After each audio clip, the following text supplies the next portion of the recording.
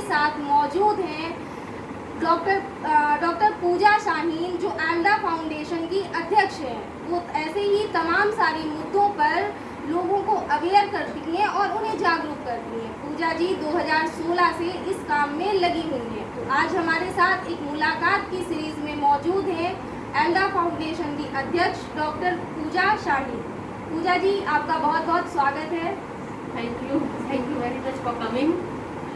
पूजा जी, सबसे पहले मैं आपसे जानना चाहूँगी, आपसे ये बोलूँगी कि आप हमारे दर्शकों को बताएं कि ये एल्डा फाउंडेशन किस तरह से काम करता है। एल्डा फाउंडेशन के बारे में आप कुछ बताएं। एल्डा फाउंडेशन की शुरुआत, जैसा कि आपको अभी बताया अनन्या जी ने, की 2016 से मैंने की थी और तब मैंने अकेले ही ये शुरू किया था मुहिम कि मैं जाती थी मदरसों में और गांव में और गवर्नमेंट कॉलेजेस में, और वहाँ जाकर के पीरियड्स, माहवारी, जो कि एक ऐसा विषय है जिसके बारे में कोई बात नहीं करना चाहता है, तो उस विषय में जितनी भी लड़कियां हैं, महिलाएं हैं, उनको जागरूक करना कि इस विषय को या इस बात को आप एक अभिशाप की तरह ना लें। आप समझें कि ये एक नेचुरल प्रोसेस है जो हर महिला को होती है, हर बच्ची को, 12-13 साल से ऊपर की हर बच्ची को होती है। तो इसके विषय में आप बात करें और अपनी स्वच्छता उससे संबंधित उसका बहुत ख्याल रखें। जैसा कि हम लोग जानते हैं कि हमारे यहाँ इंडिया में बहुत से लोग, बहुत से गांव आज भी ऐसे हैं जहां पर इस बारे में बात ही नहीं की जाती है। और दूसरी चीज़ मैं कहना चाहूँगी कि इस समय पे जो कपड़े का इस्तेमाल लड़कियां करती हैं, उससे होने वाली भयानक बीमारी सर्वाइकल कैंसर, वो भी तेज़ी से भारतवर्ष में बढ़ रहा है। क्योंकि आज हम कोरोना जैसी बीमारी आ गई है हमारे सामने, तो हम सिर्फ उसको देख रहे हैं कि रोज़ किससे मृत्यु हो रही है और रोज़ कितने लोग उससे ग्रसित हो रहे हैं। लेकिन ये सब बीमारियां जो एक कपड़ा यूज़ करने से हो जाती है, ये भी एक कारण है, एक मतलब मुख्य कारण है सर्वाइकल कैंसर होने का, कपड़ा यूज़ करना उन ज़रूरी दिनों में। तो मैं इस चीज़ को हटाना चाह रही हूँ कि लड़कियाँ इस विषय में बात करें। उनको अगर इससे संबंधित कोई परेशानी होती है तो वो उसको खुलकर कह सकें। जिस तरीके से हम कपड़ा पसंद करते हैं दुकानों में जाकर के कि हमें एक ऐसा कपड़ा लेना है, ये रंग लेना है, वो रंग लेना है, या इस वैरायटी का कपड़ा लेना है और ये पहनना है, उसी तरीके से हम इस विषय को भी खुल करके सामने लाएं, जिससे कि समस्याएं जो होती हैं और जो समस्याएं छुपा दी जाती हैं, बताते नहीं हैं। मतलब ऐसी मैंने वर्कशॉप्स की है जहाँ हजार लड़कियाँ रही हैं, लेकिन कहने को सिर्फ 10 या 15 लड़कियाँ जो है वो सैनिटरी पैड का इस्तेमाल करती हैं। और ये बात सिर्फ ऐसा नहीं कि गांव में है, ये बात लखनऊ शहर के जुड़े हुए इलाकों की है, जहाँ की मैं आपको बात कर रही हूँ, बता रही हूँ। तो इस तरीके से 2016 से मैंने अकेले ही इस सफ़र को शुरू किया और धीरे धीरे करते करते हमारे साथ बहुत से लोग जुड़ते गए, जिनका नाम मैं यहाँ लेना चाहूँगी। जिसमें मेरे साथी हैं, यहाँ रहती हैं मेरे ही कैंपस में, मधु दुबे हैं, वो मेरे साथ जुड़ी, अनीमा दवे हैं, वो जुड़ी, और हमारे जो उपाध्यक्ष हैं हेमंत भसीन जी, ये भी हमारे साथ जुड़ गए। और हम लोगों ने कम से कम अभी तक 70 से ज़्यादा कार्यशालाएँ जो है इस पर कर दी है लखनऊ के आसपास शहरों में और लखनऊ में। और लॉकडाउन के दौरान भी हम लोगों ने ऑनलाइन मैंने सारे वर्कशॉप्स किए थे कि जिससे कि महिलाओं को ये प्रॉब्लम ना हो कि वो किससे इस विषय में बात करें। जैसे हम अपना नंबर भी मैंने दे रखा है, जहाँ जहाँ मैं जाती हूँ वर्कशॉप के लिए वहाँ दे के आती हूँ कि अगर आपको इससे संबंधित कोई परेशानी हो, आप किसी से बात नहीं कर पा रहे हैं, तो आप मुझसे बेझिझक बात किसी भी समय कर सकते हैं। और अच्छी बात है कि मेरे पास कॉल्स आते भी हैं इससे संबंधित समस्याओं को जानने के लिए। तो इस तरीके से ये सफ़र हमारा एल्डा का शुरू हुआ। और इसके साथ ही साथ हमारी जो संस्था है वो ड्रिंकिंग वाटर पे भी हम काम कर रहे हैं, सड़क सुरक्षा पे, और अभी हमारी संस्था ऑर्गेनिक यानी जैविक फार्मिंग पे भी हम आगे जो है जागरूक कार्यक्रम करेंगे, जिससे कि हेल्थ और हाइजीन दोनों ही बरकरार रहे। क्योंकि जब हेल्थ है तभी आप समझिए कि आप अपने जीवन को अच्छी तरह चला सकते हैं, अदरवाइज तो आप सिर्फ अपनी हेल्थ को ही देखते रह जाएंगे। अगर आप स्वस्थ नहीं होंगे तो आगे फिर समाज का निर्माण कैसे होगा। अच्छा, तो पूजा जी, जैसा कि आपने बताया कि लोग कपड़े यूज़ करते हैं, सैनिटरी पैड नहीं यूज़ करते हैं, लोग बात करने में भी इस चीज़ को घबराते हैं, हिचकिचाते हैं, तो क्या पेरेंट्स को या जो टीचर्स हैं जो हमें पढ़ाते हैं, हमें बहुत सारी चीज़ों का नॉलेज देते हैं, अगर वो लोग हमें अगर बच्चों को बचपन से ही उन सारी चीज़ों के बारे में बताते हैं तो बाद में ये इतनी बड़ी प्रॉब्लम ना लगे जितनी बड़ी कि आजकल लगती है।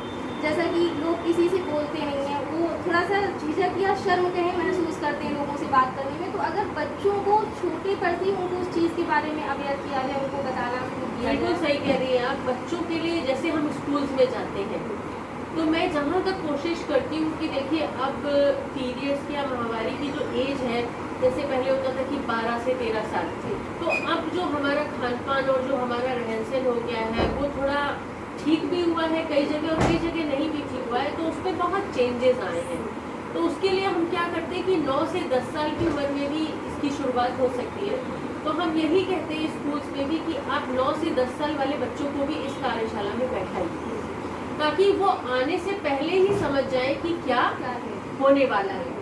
ये कोई एक ऐसा अभिशाप नहीं है या ये ऐसी कोई बात नहीं है जो हम अपनी बच्चियों को नहीं बता सकते। आप अगर कभी देखें तो पिछले साल वुमेन्स डे पर मैं अपनी 4 साल की बच्ची को इसी विषय पर बात करने के लिए लेके गई थी और वो मेरे साथ खड़ी थी। तो बहुत लोगों ने मुझसे कहा भी कि 4 साल की बच्ची मतलब क्या समझेगी।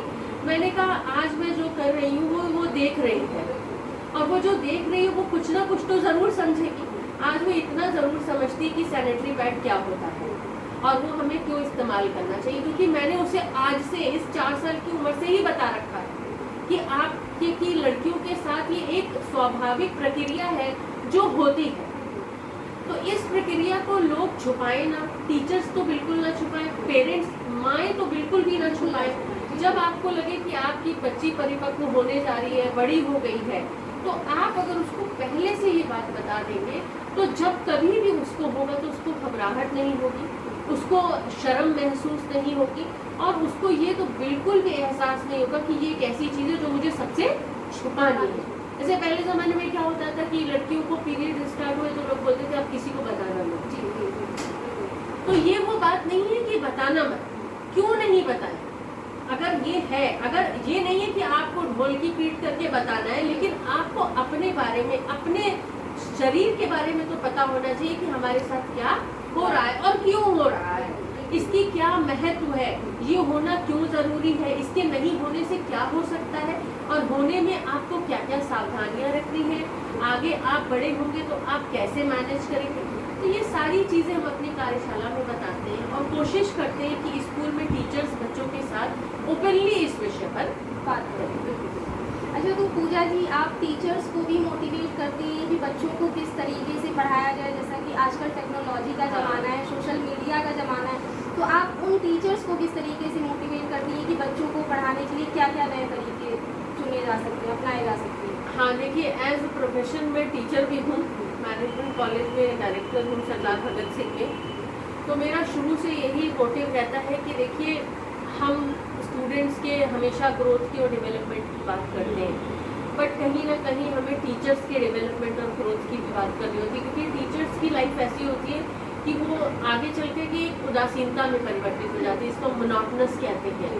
तो वो मोनोटनी नहीं आनी चाहिए टीचर्स। उनके लिए भी हम time to time psychological development और उनके क्या कहते हैं मेंटल ग्रोथ के लिए वर्कशॉप्स करती रहती हूँ। मैं ऑनलाइन वर्कशॉप्स करती हूँ जिसमें आपका माइंड, सोल, बॉडी, इससे रिलेटेड जितने भी आजकल इश्यूज चल रहे हैं, जैसे कोविड के दौरान हमने स्टूडेंट्स की और टीचर्स की काफ़ी वर्कशॉप्स ऑनलाइन की कि आप अपने आप को कैसे बैलेंस्ड रखेंगे। देखिए जब एक टीचर खुद बैलेंस्ड रहेगा तभी वो एक स्टूडेंट को भी कुछ बता सकता है।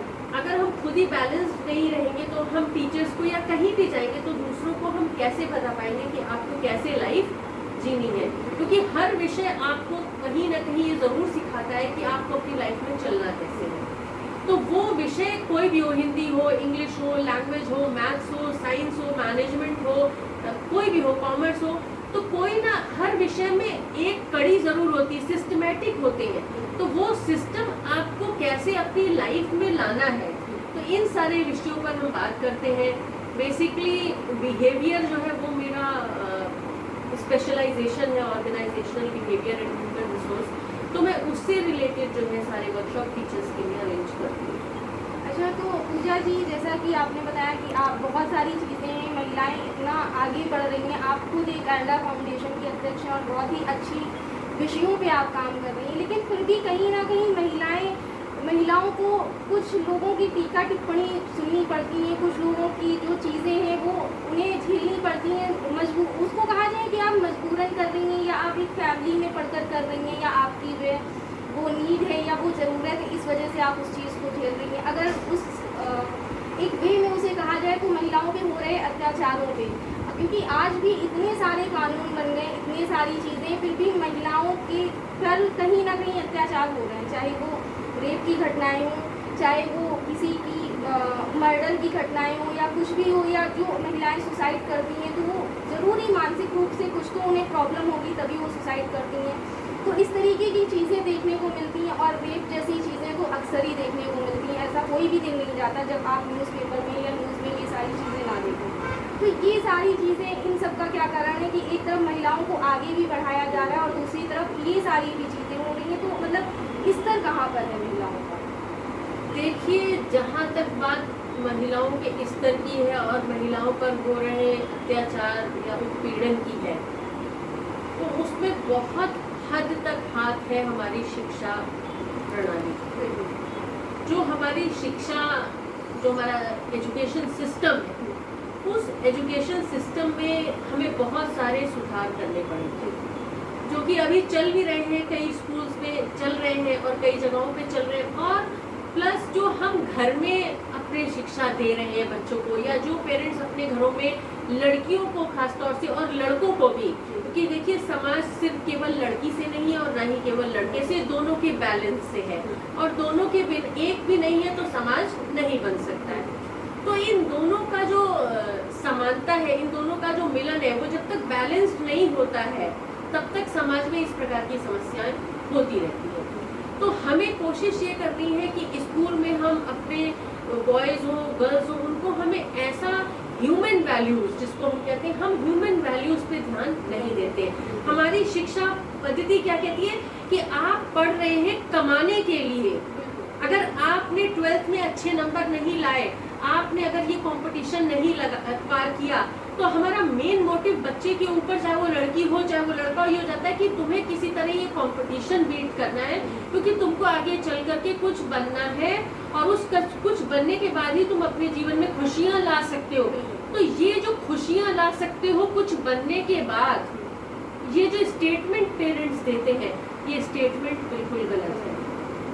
आपको बच्चे को सबसे पहले ह्यूमन वैल्यूज सिखानी है कि हमको ये जीवन मिला है, तो हमारी ये ह्यूमन वैल्यूज क्या है। हम इस समाज में आए हैं, हम इस धरती पे आए हैं, तो पहले तो हमें सीखना है कि हमें अपना जीवन कैसे जीना है।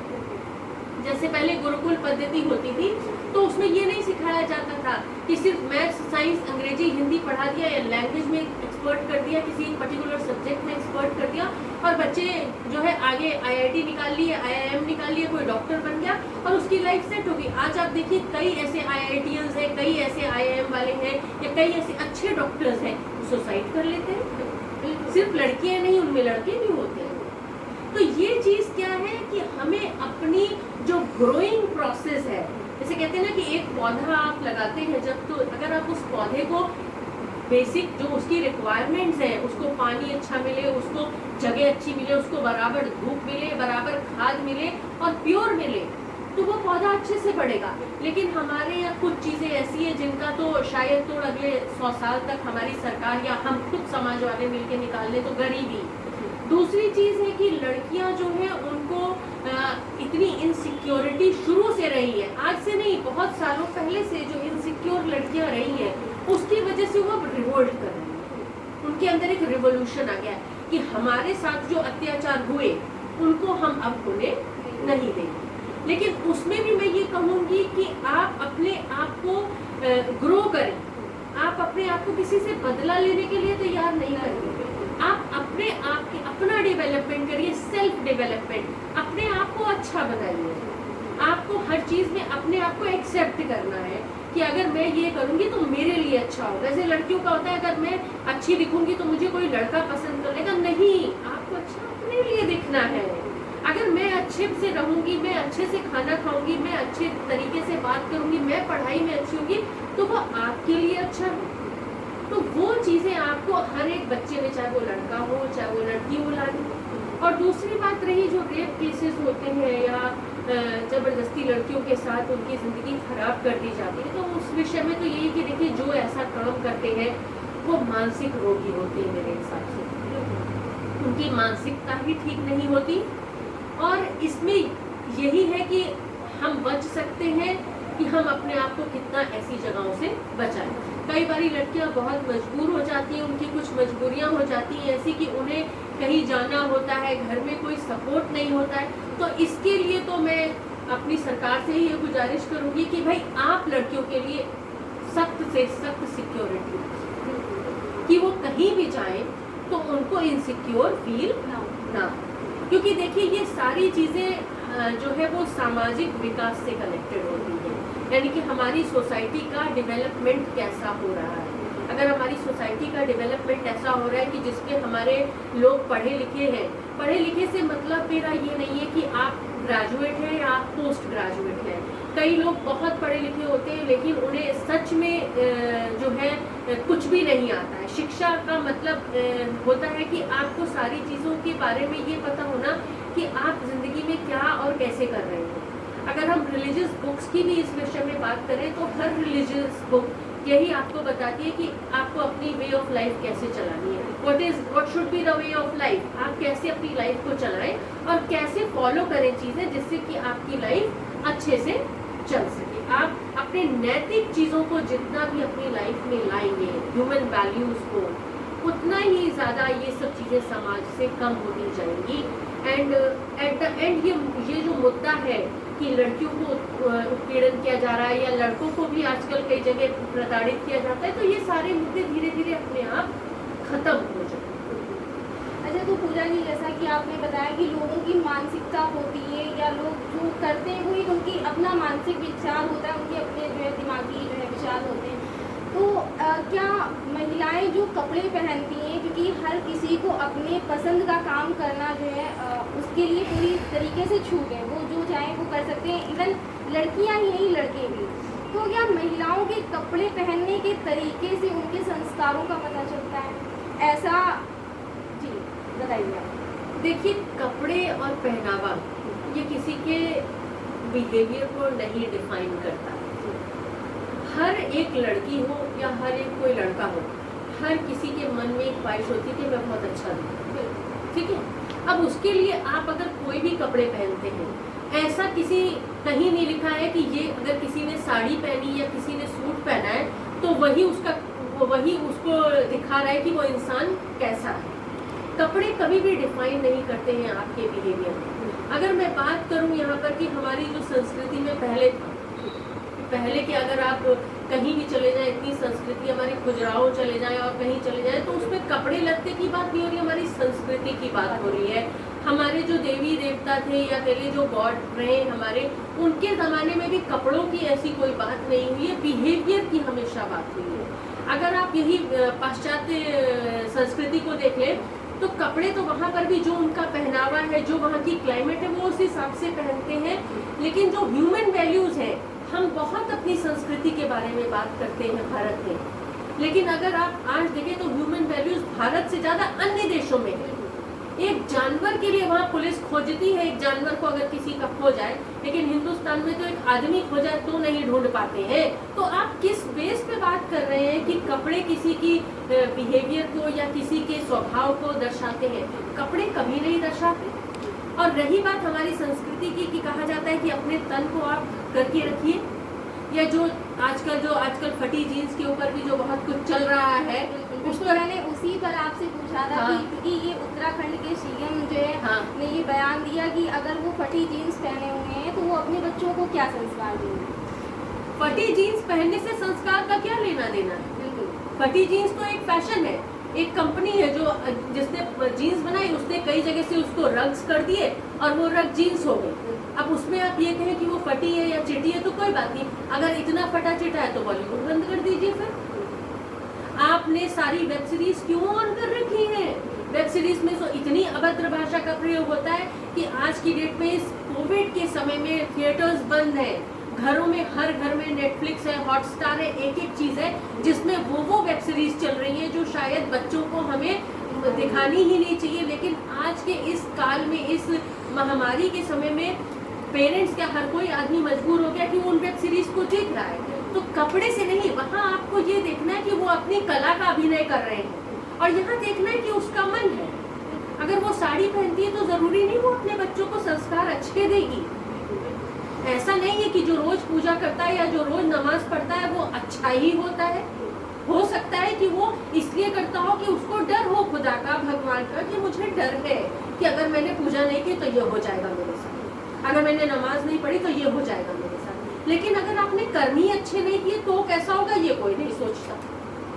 अगर शॉर्ट स्कर्ट पहनने से किसी को तकलीफ हो रही है और अगर पहनने वाले को अच्छा लग रहा है तो हम आज़ाद देश में रहते हैं, हम डेमोक्रेटिक सोसाइटी है, हम कुछ भी पहन सकते हैं। हमारे संविधान में नहीं लिखा है कि आप फटी जीन्स नहीं पहन सकते, आप साड़ी नहीं पहन सकते, आप सूट ही पहन सकते, ऐसा कहीं नहीं लिखा। और साइकोलॉजिकली भी ये कोई पॉइंट नहीं है। जैसे कई लोग कहते हैं कि कपड़े ऐसे मत पहनो तो तुम्हारा, तो लड़कियों का रेप हो जाता है। अरे लड़कों का क्यों नहीं हो जाता? लड़के भी तो शॉर्ट्स में घूमते हैं। और फिर उन छोटी बच्चियों का कैसे हो हाँ, जाता 3-3 है? साल की बच्ची का कैसे हो जाता है रेप? अगर बात मुद्दा सिर्फ कपड़ों का है तो 3 साल की बच्ची, 9 साल की बच्ची, 65 साल की औरतें, उनके रेप क्यों हो जाता है? क्या वो भी ऐसे ही घूमती हैं? लोग अपने ही घरों में बेटियों तक का रेप कर देते हैं, तब कहाँ कपड़े जाते हैं? तो ये मुद्दा तो सिर्फ अपने आप को बचाने के लिए कहना है कि ये हमने कह दिया कि उसने कपड़े ऐसे पहने थे तब उसके साथ हो गया। अरे भरे घूंघट में लोग रेप कर देते हैं तो बाकी तो आप छोड़ ही दीजिए। और इससे कोई ऐसा कहीं नहीं। आजकल के युवाओं को जो कि अपने हिसाब से, अपनी पसंद से कपड़े पहनना पसंद करते हैं, मैं भी जीन्स पहनती हूँ, मैं भी सारे टाइप की ड्रेसेस पहनती हूँ। मेरा जब मन करता है मैं जैसी ड्रेस पहनती हूँ, क्योंकि मैं आज़ाद हूँ, मैं आज़ाद भारत में रहती हूँ, डेमोक्रेटिक सोसाइटी में हूँ मैं। लेकिन मेरे कपड़े ये नहीं दर्शाते होंगे, अगर मैं जीन्स पहन के जा रही हूँ तो इसका मतलब ये नहीं कि मैं पीरियड्स के बारे में बात नहीं कर सकती। अगर मैं साड़ी पहन के जा रही हूँ मैं तो भी बात करती हूँ, मैं स्कर्ट पहन के जा रही हूँ मैं तो भी बात करती हूँ। इससे मतलब ही नहीं है कहीं ना कहीं। हमारे यहाँ आप क्या कहें, कुछ माननीय मंत्री ऐसे हैं जो अपने बयान दे देते हैं, लेकिन यही बात है कि जिसका जितना एक्सपोजर, आप जहाँ तक आपने देखा है दुनिया को, आप जहाँ तक दुनिया में आपने जिन जिन चीज़ों को देखा है, जो आपका एक्सपीरियंस है, आप वही एक्सपीरियंस शेयर करेंगे। तो मेरा तो यही कहना है कि लड़कियों से कि आप कपड़ा अपने तन को ढकने के लिए पहनते हैं, कपड़े से बिहेवियर का और आपके कैरेक्टर का कोई लेना देना नहीं है। और जैसा समाज हो, जैसी सोच हो, जैसा आपको कंफर्टेबल लगे उस तरीके से आप चलिए। आपको अगर कंफर्टेबल जीन्स लगती है आप जीन्स पहनिए, आपको सूट कंफर्टेबल लगता है आप सूट पहनिए, कोई दिक्कत नहीं। अच्छा पूजा जी, जैसा कि आप जानती हैं कि एजुकेशन भी शिक्षा के लिए काम करता है, शिक्षा को और बेहतर तरीके से काम कराने के लिए, कि अध्यापक और टीचर्स जो हैं वो अच्छे तरीके से काम करें, बच्चों को अच्छी तरीके से शिक्षा मिल सके, इसके लिए काम करती हैं। और आप भी जो एल्डा फाउंडेशन की ओर से बच्चियों को और तमाम सारे लोगों को जागरूक करती हैं, तो आप थोड़ा सा सरकारी स्कूलों के बारे में हमें बताएं, क्योंकि सरकारी स्कूलों को के ऊपर अभी कुछ दिन पहले हाल ही में मुख्यमंत्री मनीष सिसोदिया जी ने, जो उप मुख्यमंत्री हैं, उन्होंने बयान दिया था कि यूपी के स्कूलों से ज़्यादा अच्छे दिल्ली के स्कूल। बिल्कुल बिल्कुल तो, सही जी, तो इस बारे में आप क्या कहना? देखिए, आप जो कि एक सरकार है उन्होंने काफ़ी अच्छा काम किया है दिल्ली में, और ड्रास्टिक चेंज है प्राइमरी स्कूल्स और हायर सेकेंडरी स्कूल्स में। तो उन्होंने जो काम किया है, देखिए जैसा कि यहाँ है, जो हमारे अभी यूपी में, या हम अपने लखनऊ का उदाहरण ले लेते हैं, हम दूर नहीं जाएंगे, तो हमारे यहाँ एक बेसिक शिक्षा या प्राइमरी स्कूल खुलता है तो उसकी कुछ गाइडलाइंस होती हैं। उन गाइडलाइंस को हमारी जो शिक्षा पद्धति या प्रणाली है, या कि ये जो सिस्टम है, वो कभी फॉलो नहीं करता। इतने प्राइवेट स्कूल्स क्यों है? क्योंकि प्राइमरी स्कूल, बेसिक शिक्षा स्कूल में कोई भेजना ही नहीं चाहता। वो क्यों नहीं भेजना चाहता? क्योंकि वहाँ पर वो सब चीज़ें मिलती ही नहीं। शिक्षक सबसे ज़्यादा पढ़े लिखे आपको प्राइमरी स्कूल में मिलेंगे, लेकिन पढ़ाने के लिए कोई मौजूद नहीं। अगर आप यहाँ के प्राइमरी स्कूल्स की बात देखें तो कई जगह मैं खुद गई हूँ, यहीं पर एयरपोर्ट रोड पर ही है शहीद पथ पे स्कूल। बिल्कुल जब शहीद पथ खत्म होता है तो दाहिने हाथ पे बाएं हाथ पे पड़ता है वो स्कूल में, वहाँ गई हूँ और वहाँ मैंने बच्चों के साथ काफ़ी कार्यशालाएं भी की हैं। तो वहाँ पर क्या है कि वहाँ टीचर्स ही नहीं है, वहाँ एक टीचर है सिर्फ परमानेंट, बाकी सब उन्होंने जो रखे हुए हैं टेम्परेरी टीचर्स, वो टीचर्स भी जो है आते हैं और उनको बहुत कम सैलरी मिलती है और वो चले जाते हैं। उसके अलावा खंडहर जैसे बने हुए हैं, यानी कि बिजली, पानी और टॉयलेट इसकी फैसिलिटी भी नहीं है। तो हम जब बेसिक ही नहीं दे पा रहे, भाई कोई बच्चा अगर आएगा या कोई शिक्षक पढ़ाने आएगा तो वो यही चाहेगा ना कि मेरे को एक बैठने की सुविधा ठीक हो, एक टॉयलेट सुविधा ठीक हो और एक पीने का पानी अच्छा हो, ताकि मैं, अगर आप ठीक फील नहीं, कंफर्टेबल फील नहीं करेंगे, अगर आज मैं गर्मी में तड़पती रहूंगी, पंखा नहीं होगा या बहुत सर्दी में ठिठुराती रहूंगी, तो मैं बच्चों को क्या पढ़ा पाऊंगी। तो प्राइमरी स्कूल की मेन जो प्रॉब्लम है वो तो ये है कि पहले इंफ्रास्ट्रक्चर ठीक करें, यानी कि जो ढांचा है उसको ठीक किया जाए। दूसरी चीज, जो शिक्षक और शिक्षिकाएं वहाँ पढ़ाने आती हैं उनके ऊपर थोड़ी, जैसे अब आजकल तो सख्ती हो गई है कि उनको आना है और पढ़ाना है, उनके मोटिवेशन के लिए भी कुछ काम किया जाए। अभी मैं एक बेसिक शिक्षा से रिलेटेड एक टीचर है, उनसे मिली थी, मैं नाम नहीं यहाँ कोट करूंगी, तो वो बेचारी बहुत काम कर रही है, लेकिन वो यही है, ये कहती है कि हमारे पास शिक्षकों की इतनी कमी है मैडम कि हम परेशान हो जाते हैं।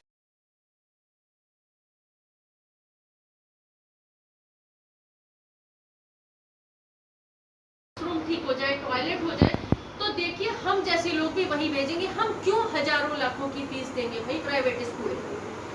और दूसरी चीज कि हमारे यहाँ जो सरकार है, सरकार के कुछ नियम बनाए हुए कि 3 किलोमीटर के दायरे में कोई भी स्कूल जो खुलता है, उस 3 किलोमीटर के दायरे से ही वहाँ बच्चे जाएं, चाहे वो प्राइवेट हो चाहे वो सरकारी हो, लेकिन ऐसा कहीं नहीं है। इतनी दूर दूर की बसेस चलती हैं शहर में, एक कोने से दूसरे कोने बच्चे पढ़ने जाते हैं। तो ये सारी चीजें, प्राइवेटाइजेशन जो हुआ है एजुकेशन का, एजुकेशन तो समझिए नीचे स्तर से लेकर के हायर लेवल तक प्राइवेटाइज और कमर्शलाइज्ड हो चुकी है। 3 चीजें जो कि केजरीवाल जी ने भी कही थी कि एजुकेशन, हेल्थ एंड सिक्योरिटी, अगर ये 3 चीजें हमारी कंट्री में नहीं सुधरी तो हम 100 क्या 200 क्या 500 साल तक ऐसे ही रहेंगे, क्योंकि एजुकेशन रीढ़ होती है किसी भी देश की। आपने प्राइमरी से ही बच्चे को अगर ये सिखा दिया कि काम चोरी करनी है, तो आगे चल कर के पूरा देश ही कामचोर बनेगा, काम करने वाला नहीं बनेगा। तो ये चीजें सुधार में लानी पड़ेंगी, और इसके लिए मैं ये नहीं कहती कि सिर्फ सरकार जिम्मेदार है, हम लोगों को खुद ही आगे आना पड़ेगा। अच्छा, तो पूजा जी एक आखिरी सवाल मैं आपसे और करना चाहूँगी कि आप हमारे दर्शकों को क्या मैसेज देना चाहेंगी, जो आपका और जो आपको देख रहे हैं, आपको सुन रहे हैं, आप उनसे क्या कहना चाहेंगी, और उन बच्चियों को किस तरीके से आप जागरूक करना चाहेंगी, जैसे कि आप जगह जगह जाकर फोटो वर्कशॉप करती हैं और तमाम सारी चीज़ों के बारे में उन्हें अवेयर करती हैं, तो आप एक छोटा सा मैसेज हमारे उन दर्शकों को भी दे दें। दर्शकों के लिए और बाकी बच्चियों के लिए, बाकी जितने भी समाज में लोग हैं, उन सब के लिए मैं यही एक शब्द में कहना चाहूँगी, जो कि मेरे एल्डा फाउंडेशन की स्लोगन है, अगर आप कुछ नहीं बदलेंगे तो कुछ भी नहीं बदलेगा। तो पहले हमें खुद बदलना है और फिर हमें समाज में धीरे धीरे बदलाव लाना है।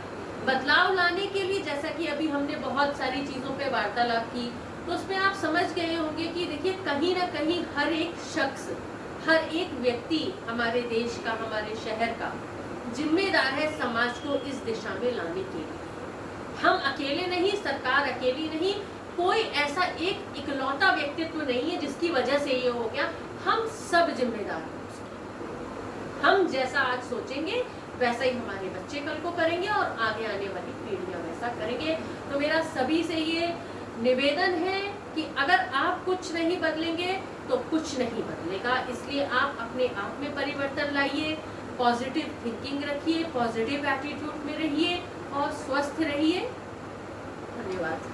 पूजा जी, आपका बहुत बहुत धन्यवाद हमारे साथ जुड़ने के लिए। आप ऐसे ही बेहतर काम करती रहें और लोग आपसे प्रेरणा लेते रहें। बहुत बहुत धन्यवाद आपका भी, आप लोग आए, आपने मेरे लिए टाइम निकाला, तो बहुत ही थैंक्स आप लोगों का एजुकेशन बीट्स का। और हम एजुकेशन बीट्स के साथ हमेशा काम करते रहेंगे और कोशिश रहेगी कि शिक्षा के क्षेत्र में हम लोग कुछ नया करके दिखा पाएंगे। खैर, हम आपसे फिर मिलेंगे एक मुलाकात की नई सीरीज में किसी नई शख्सियत के साथ। तब तक के लिए जुड़े रहिए एजुकेशन बीट्स के साथ। नमस्कार। एक मुलाकात के अगले एपिसोड में फिर मिलेंगे एक नई शख्सियत के साथ। जुड़े रहिए एजुकेशन बीट्स के साथ।